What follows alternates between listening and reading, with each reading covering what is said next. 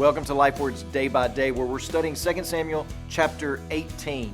And we're in a section, verses 19 through 32, that is dominated by the idea of good news. One pastor has said that the word that was used to announce good news is used some 30 times in all of the Old Testament, and 9 of those 30 are used within this section of Scripture. You can see it in verses 19, 22, 25, and 26 and 27, and verse 31. Well, somebody has to tell the king, King David, the news that Absalom is now dead. And Zadok the priest has a son who is eager to spread this news. But Joab is not too keen on this idea because Joab remembers how David responded in the past when news was brought to him concerning Saul's death and concerning Ishbosheth's death. David had the messenger executed. Although the circumstances were different in each of those cases, this is what has stuck out to Joab. David kills the messenger. Plus, Zadok's son Ahimaaz, there was no prize being handed out for this. So Joab assigns a Cushite to be the one to carry the news to David. After all, who really cares if a Cushite is executed? So Joab sends off the Cushite, who takes off running to where David was staying. But Ahimaaz insists that he will go as well. And since the Cushite had a head start, Joab didn't think it would be that big of a deal if Ahimaaz went as well, knowing full well that the Cushite would arrive first to David and would have already told him the news of Absalom's death. Well, wouldn't you know it? Ahimaaz is some kind of track star, and he ends up beating the Cushite to David's location.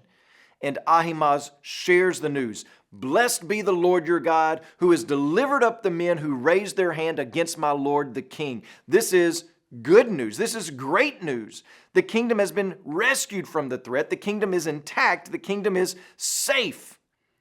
But it's as if David never heard those words. His only concern was Absalom. Was Absalom treated gently? Is it well with him? Well, Ahimaaz couldn't bring himself to tell David that part of the news. Ahimaaz shuffles his feet, he kicks the dirt, and he says, there was some type of dust up that involved Absalom, but I'm not really sure of all the details of it. And so right on his heels, the Cushite shows up, and he says, good news for the Lord, the king. The Lord has delivered you this day from the hand of all who raise up against you. Once again, good news. Great news. The kingdom has not fallen into corrupt hands. The enemy has been delivered over to God to receive justice. But once again, David is only concerned about one thing, and that is Absalom. Is he safe? Is he okay? Is he secure? Well, the Cushite is brave enough to tell King David that his son has been handed over to God. And he does so in an ever politically correct way. And upon hearing this, David moves up the stairs into the watchman's chamber, and he weeps and weeps and weeps. Oh, my son Absalom, my son, would I had died instead of you. Oh, Absalom, my son, my son. David wished that he had died instead of receiving mercy from the Lord that he did. David wept and wept after hearing of Absalom's death, which is the exact opposite of what he did in chapter 12, where upon hearing of another son's death, he washed his face and he broke his fast.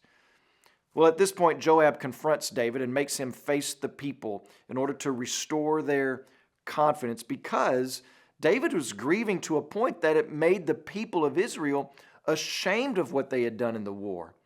They returned to the city with heads down, shuffling their feet like they had lost, even though it really was a victory. As Joab says in this text to David, you love those who hate you, and you hate those who love you. So what's going on here? Is it wrong that David is grieving? No, I don't think it's wrong. Is David grieving in a sinful way? Yes, I believe he is. And this is what we will dive into next week. As you pray today, please remember Brandon and Brittany Lingle and their family, our missionaries in Thailand. And also remember the Sumwa Life Word broadcast that's heard throughout Tanzania.